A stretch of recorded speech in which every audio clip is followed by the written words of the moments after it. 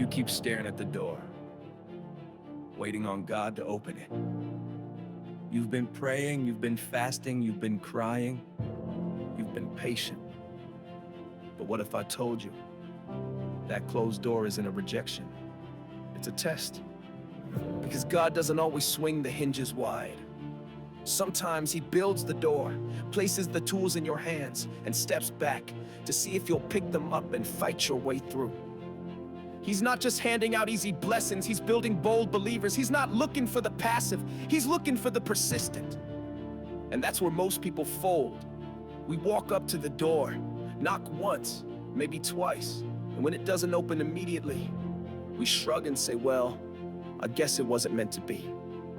No, that's not faith. That's fear, dressed up like obedience. That's quitting with a Bible verse still fresh on your lips. That's walking away from a calling and pretending it's surrender. But God never said, walk away from every locked door. He said, ask, seek, knock, and some doors won't open until you knock like you mean it. You want open doors, but God is asking, will you walk through resistance? Will you fight past silence? Will you stand in front of something that looks like rejection and still believe it's a doorway?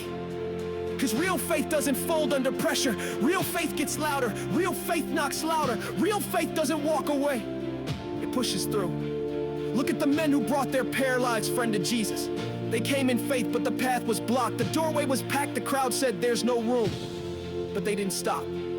They climbed a roof. They tore through the ceiling. They lowered their friend right into the middle of his miracle. They didn't wait for permission. They created an opportunity. They didn't make excuses. They made room. And God didn't say, how dare you interrupt? He said, I see your faith. Because God honors that kind of hunger, the kind that doesn't settle, the kind that doesn't give up after delay, the kind that says, if I can't get in through the door, then I'll come through the roof. So maybe that closed door in front of you, maybe it's not your punishment. Maybe it's your training. Maybe God isn't saying no. Maybe He's saying grow. Grow your grit, grow your courage, grow your capacity to carry what's on the other side. Because what's behind that door, it's not cheap, it's not easy, it's not for the casual or the comfortable. It's calling, and if it's really your calling, you better believe the enemy will try to block it. And God will test if you truly want it. Some doors aren't locked, they're guarded, and the only way in is to fight your way through. So stop waiting, start pounding, and if the door won't open, go through the roof.